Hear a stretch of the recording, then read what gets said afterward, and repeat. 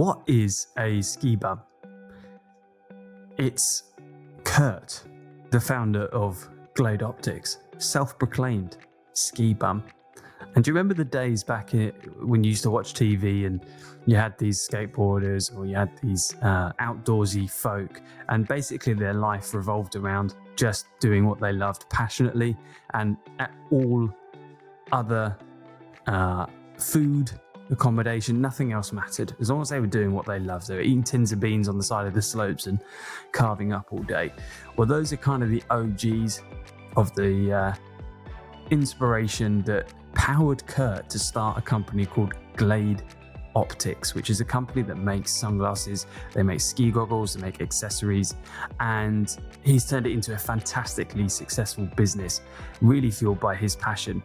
And in this episode, we talk to Curt about how you win in such a crowded marketplace that's so difficult to differentiate yourself as a brand, how you scale that up, and how you still remain passionate and do what you love on a daily basis, which is one of the most important things. Often we get into business in a particular category because we're really passionate about that category, and then the business sucks all of that passion away as we become an employee and a slave to the balance sheet. But he's managed to avoid that. So a great episode all round. Thank you for tuning in as always. This show is brought to you by SendLane, email, SMS, and reviews. You can check them out in the link below. There's no way you haven't heard of them already. If you're on Klaviyo, I've just done you an early Christmas present. Go and check them out. You can probably get them in before Q4, but likely line them up for Q1, Q2 next year. And Rewind, the app that is sitting in the background, taking constant refreshes and saves of your site, just in case anything happens. It's essentially a mini insurance policy, very cost effective. And if something does happen, you can just restore your store, data, orders, products, customers, everything like that. And also provide you a staging site, which if you're not using already, you must. Google staging site, why it's important, and you'll instantly understand. Check them out, show notes below. Over to you, Curt. Welcome to the EcomGold podcast. We are here with, I'll let you introduce yourself. Please tell everybody who you are and what you do. Yeah, my name is Curt Nichols. I am the founder and CEO of Glade Optics, and we sell ski goggles, ski helmets, sunglasses, and a variety of other sort of outdoor related accessories. Have you skied anywhere else apart from US, Canada? No, I have not skied Europe. I haven't skied Australia and New Zealand, but those are high on my list for sure. Yeah, I really want to know if it's anywhere near, because I know the US and Canada have incredible snow. I've skied a bit throughout Europe, and it's like, for me, mind-boggling. But then you see these pictures. I know Japan as well. Japan's meant to have some crazy mountain with this ridiculous, like, cloud-like powder. Have you heard of that place? Yeah, Japan is known for having some of the best snow in the world. It's a pretty big destination for hardcore skiers. If you've been skiing for a while, you definitely have heard about the powder in Japan. Yeah, I watched a video recently. It looked absolutely insane. There was sort of waist depth turning through this snow, and it just looked like they were floating. It was just incredible. Yeah, definitely worth a trip, I think. You don't really associate snow with Japan, or I don't, but it's got a lot to offer, Japan. Have you been? You haven't been, I guess. No, I'm dying to go though. Yeah, from a skiing perspective, but also a cultural perspective, I think it'd be a great trip to go on. Yeah, I agree. Can you give everybody a kind of idea of the business and benchmarks in terms of like teams, size, market serve, just so as we go through this, they've got kind of an idea of how big the company is, what the company's doing, the mission, everything like that, just to give us a familiarity with you guys. For sure. So it's a bit of a windy, circuitous route, but I started the brand myself about 7 ski seasons ago. So maybe 7.5, 8 years ago. That's how I think of everything in ski season these days. But it was really something I was bootstrapping on nights and weekends. I sort of had a thesis about starting this particular brand, and was doing it while working a normal 9-to-5 job. So for a number of years, it was just me. I was really working at finding product market fit and just, doing the entrepreneur hustle and trying to figure out how to get a product to market and how to get it in people's hands. So from there, the business has obviously grown quite a bit. We are now present day. We have 7 full-time employees who are sort of our knowledge worker base. We also have 6 full-time customer service reps, as well as a outsourced fulfillment solution and a marketing agency helping us as well. So we have just recently crossed the 8-figure threshold. So it's taken us, 7 or 8 years to get there. But it's been really a story of a lot of bootstrappy type hustle growth in the early days. And then once we sort of put all the puzzle pieces together, we really sort of saw a pretty big inflection point with regard to growth. Man, that's awesome. Amazing. What's a ski bum? A ski bum? Yeah. So I guess it depends who you ask. I would define a ski bum as anyone who is radically changing their life circumstances in order to ski more. So that, at least in the US, takes the form of usually moving places like Breckenridge, where we're based, or Vail or Jackson Hole, sort of dropping everything, moving there, working on the mountain, and just really trying to ski as much as you can. And makes sense. So just at all costs, skiing comes first, I guess. There's a lot of single dudes and single ladies eating cans of beans, but skiing with a smile on their face, I guess. Is that sort of it's a way of life for sure. Yeah. Is there a big community around it then? I know skiing and snowboarding obviously is a huge sport in general, but is there like a subsection of really hardcore enthusiasts that just thrive in that environment, like you find in other sports like golf or football and things like that just is but part of their identity? Yeah, it's one of the parts of the ski industry and one of the parts of working in this industry that I love most is the fact that there is a real fervor for the sport. So there is certainly sort of the hardcore segment. You could call them ski bums or people who ski a lot and sort of feel like it's part of their identity.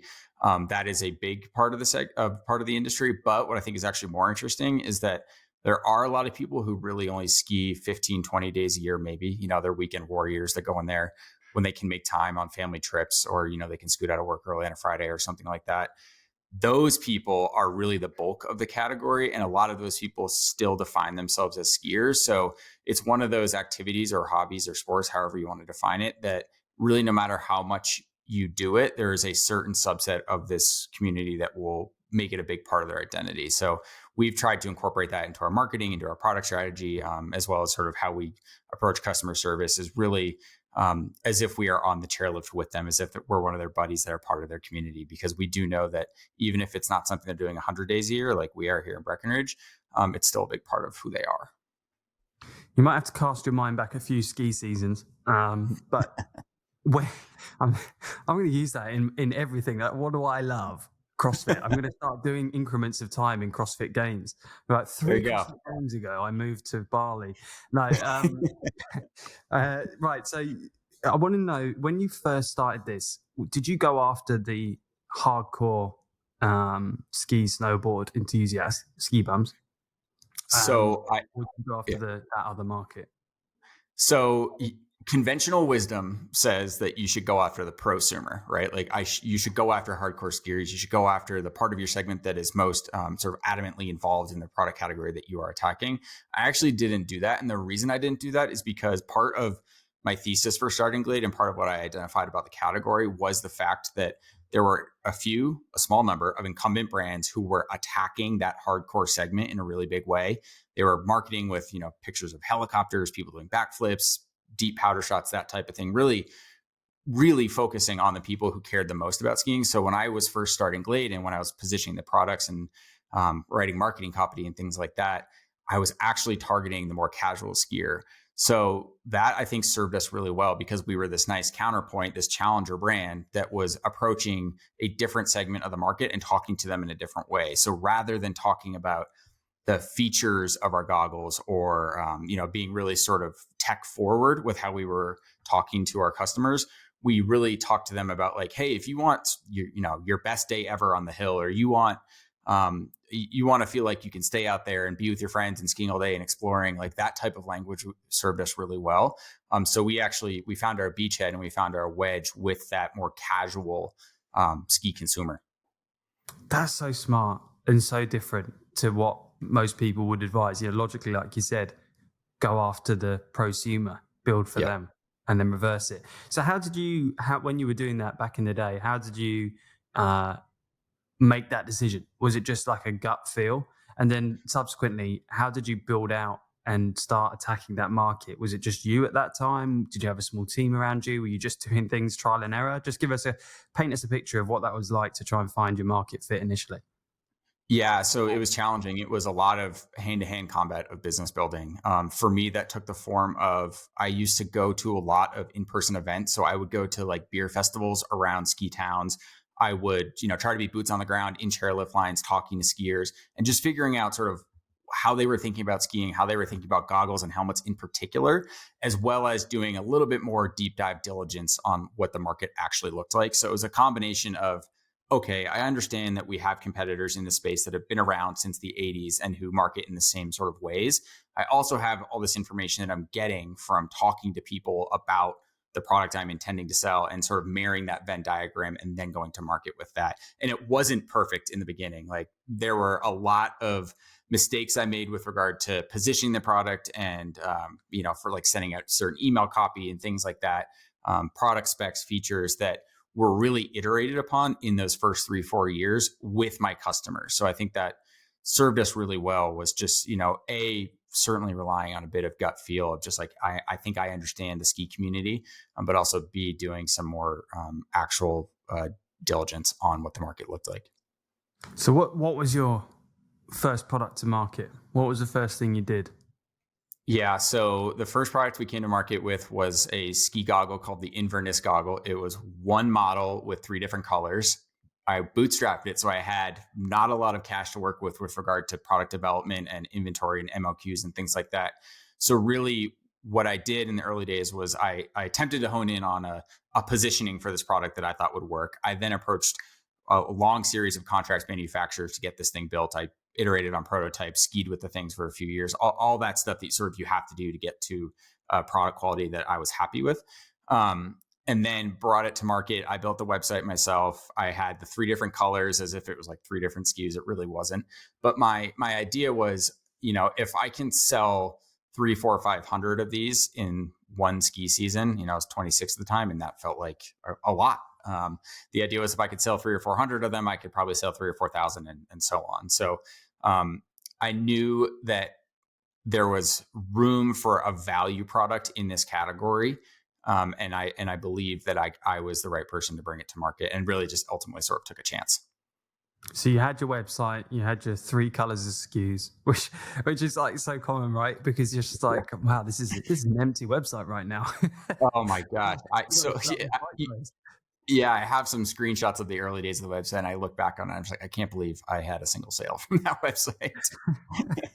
It's quite amazing, isn't it? So you had these goggles. You'd refine them a little bit, and when you were refining them, were you going back and forth with like a sample with the manufacturer? Is that what you were doing? Were they just refining it? I mean, and then how did you keep them on board? How did you keep them engaged? I think you said it was over a process of at least months, if not years, that you were doing that. Yeah, it was a couple of years. It was really challenging. I will say this was, almost a decade ago now. So the landscape of contract manufacturing was a little bit different. I think if I try the strategy now, it might not work, especially at the levels I was trying it at. But yeah, what it really was, I was going back and forth to the factory over multiple ski seasons, getting feedback from obviously people I skied with, but also strangers on chairlifts and things like that. And really gathering a lot of anecdotal data on how I thought the goggles were performing from a technical perspective, but also how they looked and how they felt and how people reacted when I put them in their hands.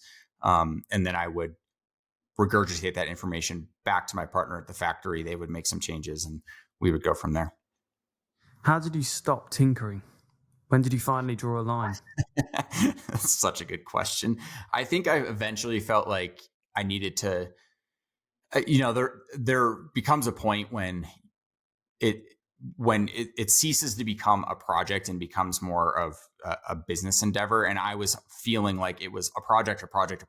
And then I needed to put my money where my mouth was and actually go for it and try it. I think you can tinker and you can iterate forever, to your point.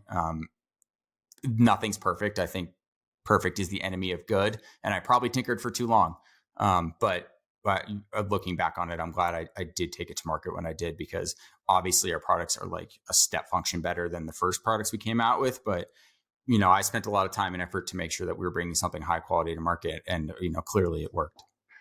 Do you remember what your, was it all bootstrapped? Was my final question on that part. Did you just do all of this with your sort of pocket change from any other endeavors that you had going on?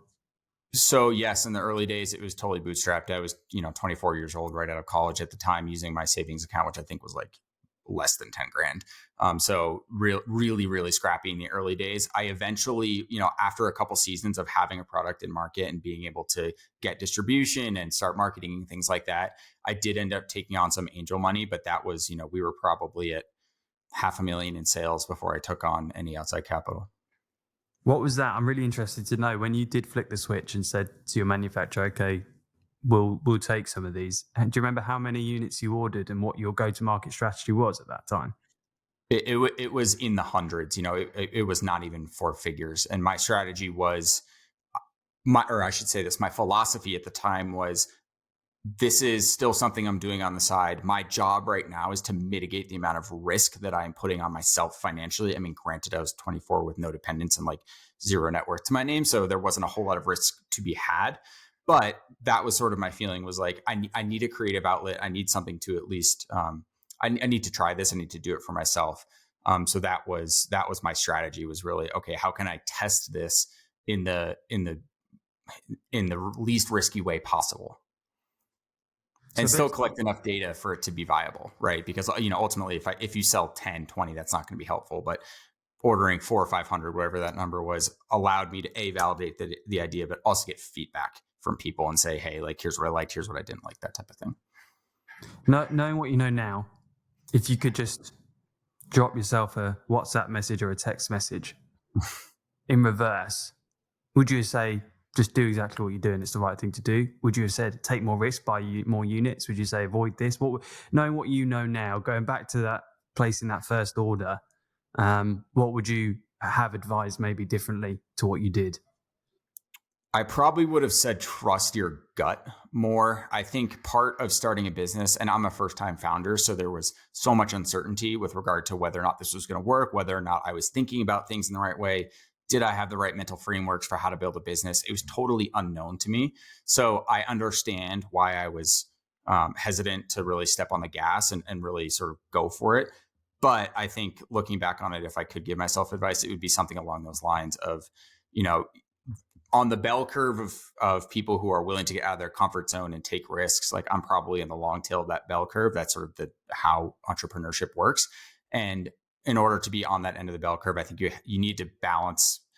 There needs to be a balance of ego with regard to, you need to be arrogant enough to think you can actually pull this off, but you need to be able to take feedback from people and understand that you are fallible and you can make mistakes. So I probably would have told myself, hey, you're thinking about this correctly. You're on the right track. Believe in yourself a little bit more. Would you have told yourself to go and find some money, go and find some capital and try and scale it faster? Or are you happier with the approach that you took? No, I'm happy with the approach I took. I think the way I think about this is that you have to be really careful to align your capital strategy with your growth strategy. I think, looking back on it, if someone had come to me 6 or 7 years ago, say a VC group or whoever, whenever DTC was hot, and said, hey, here's $2 million, I for sure would have taken it, to be clear. But I actually think that would not have been in my best interest, because what our capital strategy has allowed me to do is have optionality. So we are default alive. Like, it has forced me to be profitable. It has also allowed me to choose my own destiny. I'm not beholden to an outside board of directors. I'm not beholden to a certain growth metric that I have to hit year over year. And it also allowed me space to iterate on my own terms. So while, and I'll say this, we're growing fast for a consumer brand, but relative to like a software brand or software business, we're obviously not at that scale. So I think taking venture money ultimately would have put more pressure on me to probably make decisions that were not in the best interest of the company, with regard to expanding into new products sooner, expanding into new channels sooner, when we probably weren't ready. I think ultimately building a brand takes a long time. Part of why we are successful now is because we laid a really strong framework and groundwork in the early days, boots on the ground at ski resorts, talking to customers in our customer service inbox day after day, me, myself in there responding to customer inquiries for 5-6 years, I think really helped us. If you look at sort of the conversations about Glade and the ski Reddit forums and things like that, like, it's all really positive, and it's all really positive because the main thing people say is like, yeah, they've been around and they're the real deal. They walk the walk. Like, we are a known commodity because we took the time to build a brand rather than just raise a bunch of money and spray it into a Facebook account, for example. I imported a bulk import of products into Shopify, and I did not put in the meta fields the created date and that sent the whole filtering system haywire, because you could no longer filter collections by newest in first, or date added to the website, which was a really big problem for this quite large fashion brand. If I didn't have Rewind, that would have been a complete pickle. It would have taken hours, if not days, to sort out, all of the while these products are live and really messing up their merchandising. A mistake by me, absolutely, but fortunately I had the foresight to install Rewind before I made any of these changes, and I was able to just click a button, restore the site back to a previous version just a few minutes before I made that fatal error, and no one was any the wiser. That's the value of Rewind. That's just one use case, okay? One use case. There are hundreds of other use cases. Have it on there, because when you need it, you'll text me or you'll tweet me and say, thank you so much, Finn, for recommending that I installed Rewind. You saved my bacon. Back to today's show. What does building a brand mean to you? What does that look like in your head? So I think it's about consistency. I think it's about connecting with your customers consistently over time. I think ultimately when I think of brand building, if I was to zoom out in a vacuum and like ever do something like this ever again, that's how I would think about it. Is you need to be true to the customer base that you're selling into in every interaction, whether that's in your customer service inbox, on your website copy, in your email newsletters, in the product itself. I think building a brand is just having a very consistent point of view about what you're doing and how you compare to other brands in your category.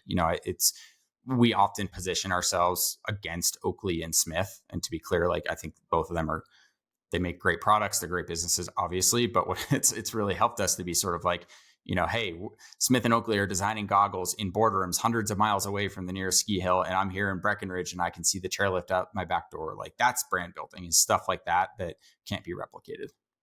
Yeah, grassroots stuff, the David and Goliath kind of thing. Love it. Yes. Yeah, there's a lot of these challenger brands. Have you seen them in other industries? I have, where they're just sort of taking chunks out of these incumbents because of the authenticity, like you said, to your point there. They're just more integrated with the communities, and that seems to be serving them really well. What happens when you grow, though, as you scale that? How have you maintained that? You're probably not doing the customer service stuff anymore, or in there day to day at least. How have you managed to sort of stay true to that ski bum mentality, I guess? It's hard. It's a great question, because when I think of the ebb and flow, I'm using the ski industry just because we're in it, but I think this is viable for sort of any consumer product. Is you see things come in and out of favor with the consumer base, and I do think that is really motivated by exactly what you're talking about. Is when businesses grow, they end up losing touch with their customers. So for us, I can tell you, again, we're not in the 9-figure scale right now, but I can tell you how we think about it internally. Heavy focus on customer experience. That means not outsourcing it overseas. That means really training our reps on, here is how we talk to our customers. Here's what it means to be a skier or a snowboarder in the United States or Canada. Here is what it's like to ski at Breckenridge, because we know that we get a lot of inbound inquiries like, hey, I'm going to go ski Mount Baker. What goggles should I wear? And we want to have a conversational response back. So really for us, it's about leading from the front from a customer service perspective. And then also making sure that we are walking the walk with regard to employees, who we're hiring, how we operate internally. And I'm a true believer that sort of how you operate internally does end up getting reflected back to your customers. So it's a pretty big focus on the employee experience and culture fit and things like that. When you say operate internally, what do you mean? Do you mean like culture? Do you mean standards? What does that actually mean?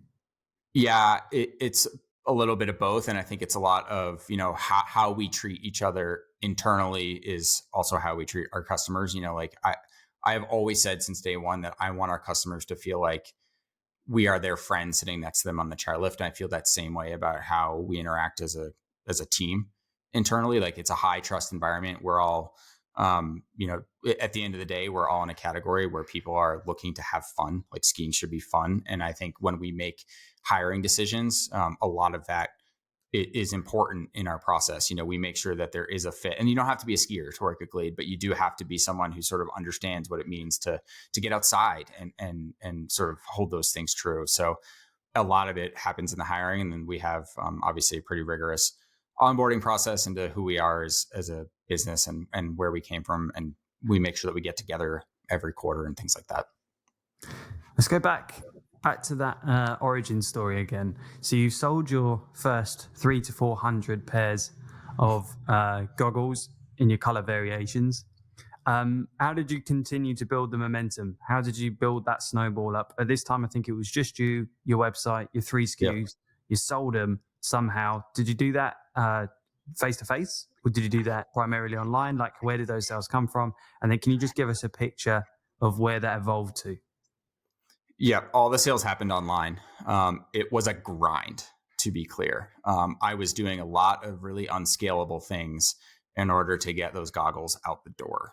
So I would partner. So there was like a bus that would drive people from Manhattan up to Stratton Mountain. I would partner with the bus, and they would, give out promo codes to their trip attendees. I would partner with college ski clubs, business school ski clubs, things like that, where it was really sort of one-off partnerships. That was how I sold the first few hundred, was how can I get the Glade name and the Glade product out in front of people in the least expensive way possible. I think that's really important in the early days, because even though it's not scalable, I learned so much.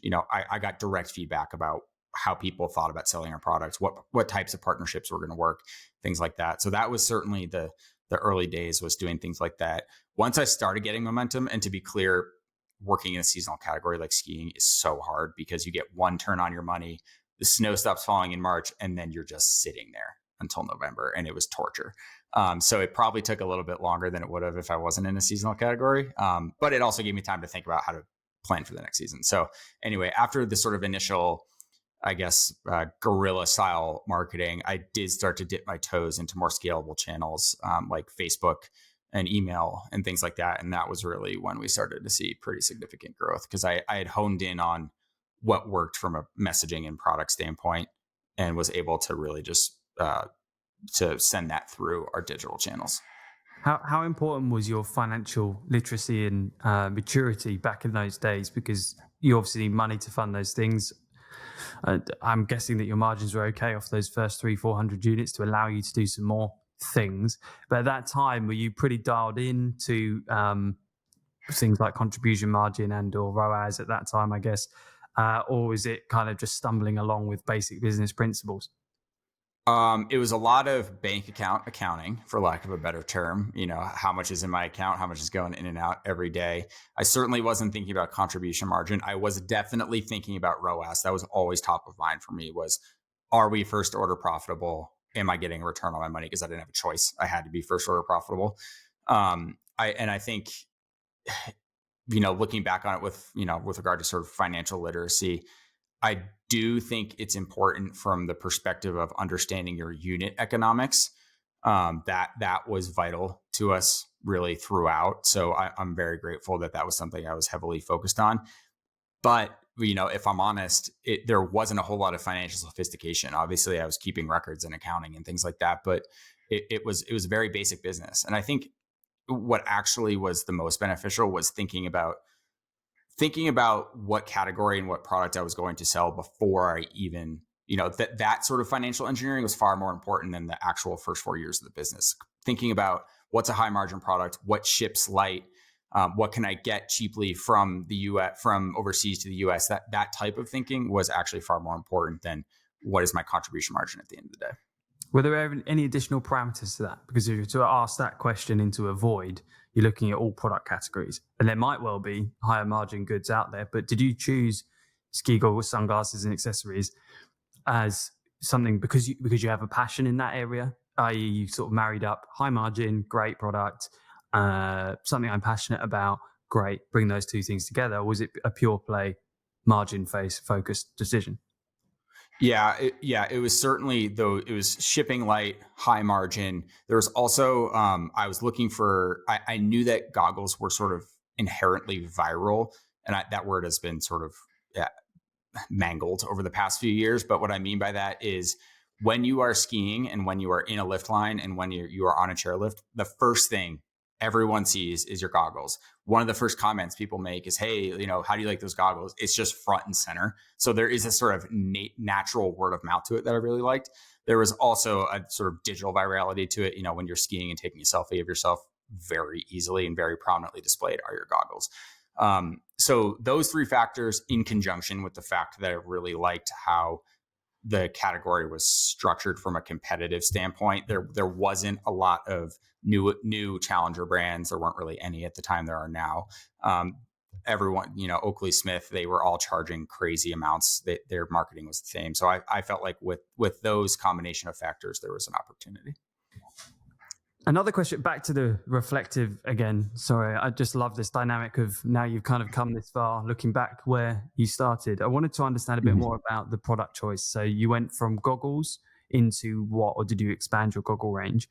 And same question as before, looking back now, what would you have given yourself to say, actually go for this product because? Yeah, so first product was that flagship goggle with a couple different colors.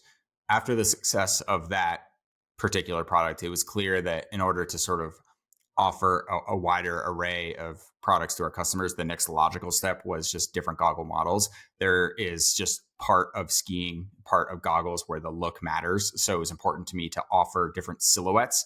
So that was less of sort of an add-on product or a cross-sell or anything like that. It was more me thinking, okay, how do I capture more market share? How do I get the customers that bounce from our website? What don't we offer them right now from a silhouette standpoint, also from like a colorway standpoint, feature set, that type of thing. So certainly the first product expansion move was within goggles. It was just offering more options. The biggest product expansion move we made that was most impactful was then into helmets. That was an immediate huge success for us. And I think it was a success for multiple reasons. One, it was the number one question we were getting from our customers. They would order a pair of goggles and they would say, hey, what helmet does this fit best with? Or will this fit with my helmet? Some iteration of that. And we were constantly sending them to our competitor site saying, hey, here, buy this helmet. We know it fits with our goggles. Or we were answering questions before purchase saying, basically ensuring or making our customers feel more comfortable with their purchase because they were afraid that the fit wasn't going to work out. There's this thing in skiing called the gaper gap, which if you have a gap between your goggles and your helmet, it is considered sort of a noob look. So that people are deathly afraid of it. So that was a question we were fielding all the time is, will I have a gaper gap? So it was super clear to us that if we can offer a helmet, not only will we be able to make our customers feel better about their goggle purchase, but we are also creating a situation in which it's an instant boost to AOV, it's an instant boost to LTV, that type of thing. So that was hugely impactful for us in that manner. The thing with helmets, as you might imagine, is that the R&D process was wild. I mean, it took us probably 2.5, 3 years to get a functional helmet that we felt good about to market. There's a lot of liability involved. There's a lot of different components. So that was really sort of the biggest inflection point, but it took us a while to get there. From there, the next obvious standpoint from a cash flow perspective was, how do we even out our seasonality? We had zero wallet share, we had zero market share in the summer. So we knew that the biggest impact we could have on this business was if we take our existing customer file, which is tens of thousands of people, and we can get people to pay us in the summer, that's going to make our lives a lot easier with regard to just sort of like the financial engineering of the business. So that was really the natural progression of our products. I frankly don't see us expanding too much beyond those three core products. We will be releasing a bike helmet next year, but my philosophy with regard to products and how wide we go is that, in order to sort of keep our brand ethos and keep who we are really tight and concise with our customer base, it's important that our product line reflects that. So we're not going to be coming out with surfboards or tote bags or anything like that. Yeah. And there's a fashion element, at least to some of these products, right? And do people own multiple pairs of goggles? Yeah. So that's a very astute comment because this is something we've been wrestling with. So goggles at face value, goggles are not a consumable product. It is a piece of gear that people buy once. We have figured out that if we can release sort of one-off partnership goggles, collab goggles, we can offer different silhouettes. Like there's ways that we can get people to buy multiple pairs. It's fairly rare. When we went into sunglasses, that was a really eye-opening experience for us because we all of a sudden saw people buying 3, 4, 5 pairs at a time. And after doing some research and some talking to our customers, it was clear that where goggles and helmets are gear, they're equipment, sunglasses are much more of a fashion item. So we had to really pivot our entire sales funnel, the entire way that we positioned our sunglasses to incorporate the fact that this was now actually a product that people were buying multiple of. So I say this a lot internally, but when we released sunglasses, we basically started another brand because we had to figure out an entirely new way of selling. Whereas with goggles, we're sort of talking about like, hey, make your ski day better, one lens all day. This is the right equipment for you. Sunglasses, it's really visual. We have to make sure that we have really great lifestyle photography. We have to make sure we have a wide array of silhouettes and things like that. So it's been super interesting. And does that funnel work in the logical way of people buy goggles and or helmet and then become a customer profile that you then upsell sunglasses to in the summer? Is that traditionally how it goes, or are you just like literally going out and finding new customers for both sides of the business, and that's kind of the primary cash driver? Yeah. So as our sunglass line has matured and evolved, it's been interesting. We are seeing more and more new customers actually come in through our sunglass line. The market's just way bigger. That said, we certainly, for the first few years that we had sunglasses, those were almost all overlap with our goggle and helmet customers, which was, to be clear, like that was a huge win for us. And we were really happy to see that. But it's been really interesting to bring in new customers in the summer. I think what's been really cool for me to see is how we've gained legitimacy in the winter. We have this cachet where it's like, hey, these guys know what they're talking about with regard to making a high quality product for an environment that is really harsh. It's winter, it's snowing, that type of thing. Because we have that legitimacy in the winter, we're able to use it in the summer and pitch that as like, hey, we're using the same technology. We're just creating a different product for you. So that's been a really interesting way for us to position the sunglasses. And how important is that feature function aspect of the sales of being like a key moment in your funnels? i.e. saying that we've developed this technology, or we have this technology behind our lenses and or structure or helmet, or how important do you think that feature function is versus what you said earlier on about building the brand and being authentic and true to the customer? Yeah. So the arc of this is it has changed, I'll say. So certainly we built the business on the back of our brand, on the back of being different than our competitors, talking to our customers in a different way, offering a bit of a different price point, that type of thing. As the brand has evolved and grown, we are starting to see people come to us for our tech, for the features. So we've actually slowly been going up market with regard to our offerings. We still offer the same value-oriented goggles and helmets that we had, from day one, but we've also added to our line more upmarket goggles, where we've actually seen that's our highest growing product line right now. So we are actually introducing this new technology this year called the Reveal photochromic tech. We are sort of known for our photochromic goggles, which is lens tint changing goggles. We're known for that in our category, and that's something we've really leaned on in the past few years, and that's been one of the marketing stories and one of the product stories that has benefited us most in probably the past 2 or 3 years. Certainly not something we could have gotten away with in the early days. It would be really hard for a new challenger brand to come out with technology that's sort of unproven. But as we have built the brand, now that we have that brand, we are able to interject this more tech forward, feature forward story. So you moved out from a seasonality play point. You moved into sunglasses. That makes a lot of sense. Similar, crossover with the product and your customer, and so you can build the right products for them. Is that your strategy moving forward? Should you want to get towards the sort of 9-figure brand territories, are you going to look at standing up new verticals and new standalone almost industries within the kind of same customer profile that allows you to map that tech over? Or are you going to go back to your products and try and increase the AOV with things like personalization through clip-on mounts or something, that give you a different look on your goggles, or innovation that allows you to offer more personalization and more low cost but product upsells? What do you think the future holds in terms of expanding out? Yeah, I think from a brand perspective, in terms of who we're selling into, it will always be mountain recreation, right? Like we will always be supplying gear for people who are recreating the mountains, whether that's skiing, biking, trail running, whatever. There's plenty of room to run with regard to sunglasses, goggles, and helmets. I'm confident that we can compete there. Where I see the biggest opportunity for growth, you're talking about sort of getting to that 9-figure level. Where I see huge opportunity for us is in channel expansion. So we are still 100% D2C to this day. We have a link in our footer that basically says, hey, if you're a shop or a wholesaler, let us know and we'll put you on the wait list. We have like 100 shops on that wait list. We haven't touched Amazon. So there's a lot of opportunity in the actual distribution that I see rather than product expansion. I think we will continue to iterate on products. Of course, there's always room to improve AOV and to cross sell and upsell. I think you can, there is a finite limit to how much you can do that and still retain a quality customer experience. So I certainly see our next big growth inflection point or trajectory within that channel expansion. You are in the D2C space. If you have a brand that's selling online and you haven't at least had a demo with SendLane, then one of two things is objectively true about you. You like setting money on fire. You like making your life more difficult.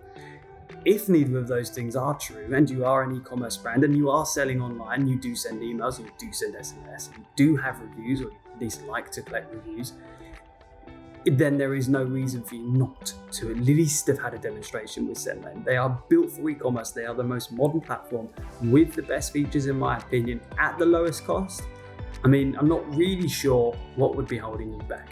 Please go and check them out. Show notes below. They have an event coming up. You can still get tickets, I believe, for that event in San Diego. A link to the Commerce Roundtable in the show notes below as well. Please do go and check out SendLane if you haven't already. Back to the episode. It seems to be two camps between people that just try and launch lots of new products, lots of different verticals, and people that try and really craft what they've got for different audiences. And I haven't spoken to someone in your side for a long time. Personally, I think I'm more on your side too. If I was to do something, I think I would do it that way as well. But what stopped you from acting on that sooner? You seem to have some good restraint there, because essentially you're just seeing dollar signs, right? 100 people on that list, dollar signs. Amazon, dollar signs. Turn it on overnight, money. Yeah. So what's holding you back? How are you managing your inner chimp? I think, the biggest reason is that our single biggest constraint up to this point has actually been keeping inventory in stock for our direct to consumer customers. So I do not feel like we've hit the ceiling with regard to how many people we can funnel through our website and get people to purchase there. I think we still have runway there. So that's probably the number one reason, is that there hasn't been something pushing me to, say, hey, knock on the door. We need growth. Where do we go for it? Just because we have seen so much success on the digital side and we have been constrained by operations, right? The other thing is that if and when we do enter a new channel like wholesale or owned retail, for example, I really want to make sure we do it right. I think one of the big reasons that we win in our category is because we tell a really compelling story to our customers. I don't want to be another goggle on a shelf. I think that's a really bad experience. And frankly, it's one of the reasons I started the business in the first place, was walking into a ski shop and seeing a wall of goggles behind a locked door that the store associate had to go in and turn a key to get into. And that to me was just like, this is such a horrible experience. So if we do expand into those channels, I want to make sure we have the in-house expertise to pull it off correctly, because I would want to make sure that our story is being told in those channels. And when do you envisage that happens? What are the circumstances where you say, okay, that's all aligned now, we can do that? What needs to happen for you to be able to take that step? I think I personally need to do a little bit of digging and education on what it takes to succeed there. I would need to go through like a fairly extensive diligence process and talking to people who've done it successfully in the past. I think that's how I think about doing everything. When we expanded into helmets, I just went out and I found the 5 foremost experts on helmets and talked to them and figured out what worked. So it's that type of process, which frankly would take time, and I think would take, certainly we would have to make a couple hires internally to make me feel good about it. Yeah, makes sense. Do you think that comes from and also the fact that you're sort of not running out of stock, but you're maxing out before your customer ceiling is reached in terms of orders? Do you think that comes from a bootstrap mentality in terms of how you've got to here? You've been very scrappy, hardworking, and do you feel like you're more conservative versus maybe another founder who's got just a chunk of cash? Yes, I am almost certain I am, for better or worse. I think it's a little bit of a double-edged sword, right? Because we have actually inadvertently trained our customers and trained the category to know that, hey, these guys sell out like halfway through the season every year. If I want to get something, I have to get it early. So that serves us really well. Like when we do product launches in the fall and when we launch our winter line, like we get a massive pop, we get a wait list. There's all this sort of activity and chatter around our launches, which is phenomenal. We sort of have built up this exclusive air, but are we leaving money on the table? Almost certainly. It's the hardest thing we do is forecast inventory. I have no sophisticated take on it because we are in a highly seasonal business that's growing 2 to 3x year over year. There's just no heuristic to use other than, okay, I think I can forecast this from a financial perspective. How much am I willing to bet that we can continue this growth trajectory in the next 12 months? It's the nature of a seasonal business. It's one of the things that is most challenging. You're also at the mercy of nature to a degree as well, because you have good seasons, bad seasons, don't you? Generally speaking, skiing, I guess, is a luxury for most people that would be first to go. And one thing about the helmets, more maybe specifically the goggles, that's something you refresh every season. Yes, it is. So what's interesting about doing seasonal products like ours is that it's a lot of work to sort of revamp the line every year and come up with a new story or a new feature set that is compelling to bring people back to our store. But it's also a great forcing function, right? Like we have no choice. We can't just release the same stuff we released last year. It's the nature of the business. So it does force a bit of product innovation, which is probably healthy for us. But yes, it can be challenging. There's always, we meet every 3 months internally to talk about whatever that next season's line is for the next year. And there's often these like sort of larger existential philosophical questions about, what is the responsible move for us now? If we don't actually feel like we have a compelling product feature to go forward with that's new and different this year, how do we make sure that we are still staying top of mind? So it's really hard. And how are you chalking that up in terms of investing your capital? Because you've got obviously a finite budget. You put some of that towards product innovation each year. You segment some out for marketing and advertising. So maybe some brand-based stuff. How does that eat into that budget? A lot of companies, I think, would just say, let's just do some new colors and we'll just spend a bit more on marketing and advertising and try and get some more customers. So like, how does your yearly budget play out, and what are some of those factors that determine where you spend your money? Yeah, our R&D budget is high, to be clear. It's sort of the nature of a hard goods technical product like ours, is that in order to stay tip of the spear with regard to technology and building molds and tooling, all that, it's expensive.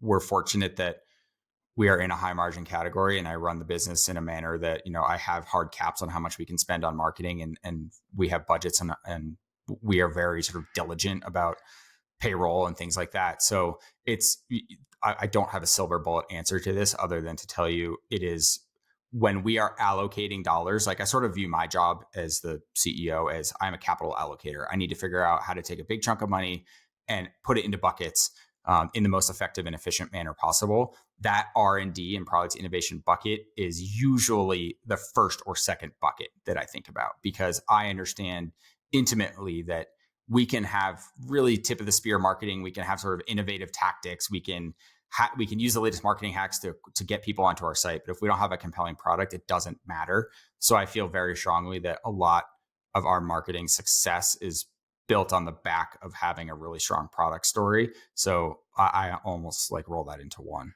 What do you think sells best for you? Do you think it's the feature functions now, or do you think it's the design for a new customer? What do you think is the most compelling value proposition? So when we ask our customers this question, they say it's the photochromic technology of the lens. So we have spent all these R&D dollars figuring out how to create the best photochromic lens. We have the widest range, which means it works in really bad conditions and it works in bright sunny conditions in a way that our competitors really can't compete against. So when we ask our customers, like, why did you purchase from us? It's this tech that you have is really phenomenal, and I can get it at a price point that is 20-30% lower than the incumbent brands. So that sounds like the logical conclusion post sale, which is probably true. May not be the reason why they originally came to you guys. So what do you think that reason was? Do you spend a lot of money on content creation? Do you line yourselves with some specific people that give you a feel? How do you kind of get the emotional side from your customers? Yeah, I have a very succinct answer to this. Our most successful marketing campaign or angle or anything we've ever done has been me with an iPhone sitting on a chairlift for 2 minutes, selfie mode, just explaining the brand story. Hey, I'm Curt. I'm the founder of Glade Optics. Here's how I started it. Here's the products we build. Here's why I think this is the best stuff on the market. Here are the reviews and awards we've won. Done. We put that out obviously in every channel we can. And that has resonated. We have probably we've certainly run millions of meta spend through that ad. We've probably generated, $6 or $7 million on that one video alone. So we certainly do the wide array of marketing tactics, but at the end of the day, it is how can we tell our story, our brand story, in the most effective way possible? And me on a chairlift with an iPhone seems to be it. Yeah, incredible. And is your marketing mix now today fairly traditional of most D2C brands, Meta getting a large chunk of the spend? Yeah. We're not, I think what's interesting is that we're actually fairly innovative in our own category. So like relative to other people that are selling ski goggles and ski helmets, like we're a fair bit more innovative than they are with regard to sort of the traditional D2C marketing stack. Like we're doing all the best practices, we're heavy into email, we're heavy into Meta. We dabble in direct mail and things like that. But I think one of the most common questions I get is sort of like, oh, what's the latest, arbitrage opportunity? What do you think's underpriced right now in the marketing space? And what I've always said is, hey, if you're building a strong brand with a good product and you're in the right product category, you shouldn't need to be sort of always innovating on the marketing side of things. You should just be able to use the best advertising machine ever built, being Facebook, and spread your message that way. Is there any unconventional things you've done in the D2C space, or any unconventional viewpoints that you take? Some people say they don't use brand ambassadors or influencers, for example. Some people. Is there anything that you do counter to the grain that most D2C brands do? From a marketing perspective, or just sort of generally D2C? Generally. I think my most contrarian take in the D2C space is with regard to funding your business in the early days. There is this recent backlash against fixed fee lenders like Shopify Capital, Clearbank, Wayflyer, there's a lot of them. And to be clear, their fees are very high, but I think there is a return on hassle that people aren't considering when they're talking about not taking those loans. I think when you're bootstrapping, when you have to be scrapping in the early days, you don't want to be thinking about how do I get the next $100,000 to fund inventory. You just sort of want that to be done so that you can do actual value add activity like marketing and product positioning and copywriting and things like that. So I feel fairly strongly about this. It's not worth spinning your wheels on finding a traditional banking lender. It'd be really hard to do anyway, or finding angel investors. I think if you are already on a shop platform like Shopify and they're offering you capital and it's a merchant cash advance and you're paying it back over time based on your revenue, you have mitigated your risk and you have solved your problem really quickly, and you have freed up time to work on stuff that really makes a difference. Yeah, I think I agree. I've had people that took the Shopify one in particular and then have had some issues, but more technical issues than anything else. But yeah, I think if the money's there and you can use it, use it. What would you say is the minimum, now you've gone through this bootstrap journey, what would you say is sort of the minimum margin or profit per unit sold, I guess? Doesn't have to be yours specifically, but what would you say is, if you're going to bring a product to market in the way that you did it, to make it viable, to make it, bearing in mind you've got the product market fit, you've got a great product, but what would you say is that buffer that you'd need as a minimum? Probably, I wouldn't start a business with a product where you can't get 70% or more. I think you could maybe get away with like 60 or 65, but you'd be in a knife fight trying to do that. I think a 70% margin with an AOV of 150 or 200, you're in just such a better position with regard to figuring out how to market your product. If you're dealing with a low value product with a margin around 50 or 60%, you're not setting yourself up for, you're not going to be able to test in the appropriate manner, because a lot of what you're going to be doing in the early days is just throwing stuff against the wall. You're going to be spending a lot of money that probably is going to be going to waste, frankly. And if you don't have the margin to support it, it's going to be really hard. So I certainly would, obviously margin's important, but I also think AOV is super, super, super important. Do you cover marketing and customer acquisition costs when you take into account what your margin is? Do you take it sort of post-purchase, including like shipping and all those kinds of things, or do you do two? Or what's your kind of breakdown of the D2C finance? Margin model. Yeah, so the margin I was referencing just there would be a gross margin number. Contribution margin is the number one metric that we use. I think that is probably the the best way for someone who's starting an e-commerce business to evaluate how they are doing from just like a financial perspective. If you look at your contribution margin every day and it's negative, like you're not going to be in business very long. But if it's positive, you have a chance. So I would use that number certainly as a North Star. I have a marketing dashboard, and that's the first one on there is contribution margin. I look at contribution margin, and then I look at marketing efficiency ratio. That is day to day how I manage the business. There are certainly more metrics with regard to like EBITDA and net income that I use more holistically, but from a marketing and early days ecom perspective, yes, contribution margin and MER are the best.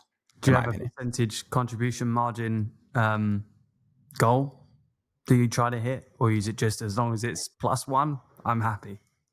So it fluctuates seasonally for us. I can tell you from a rolling 12-month perspective, the number I manage the business on is keeping marketing spend under 25% of total revenue.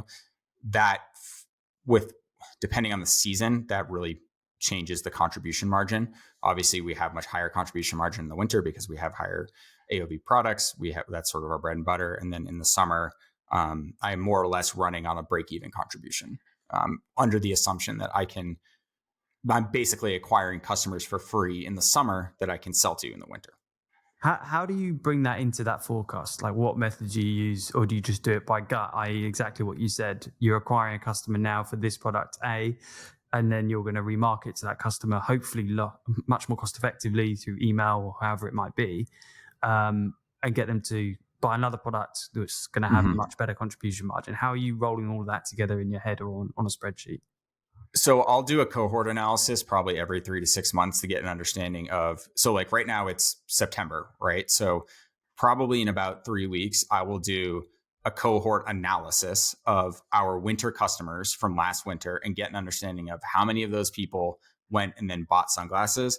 And then when I go to make a sunglass purchase later in October, I can use that in my forecast and say, okay, I believe I can acquire this many new customers. And then I'm also going to add on, the 35% of our summer customers, that type of thing. So I think cohort analysis is the best way to get an understanding of how many of your customers you can expect to get back.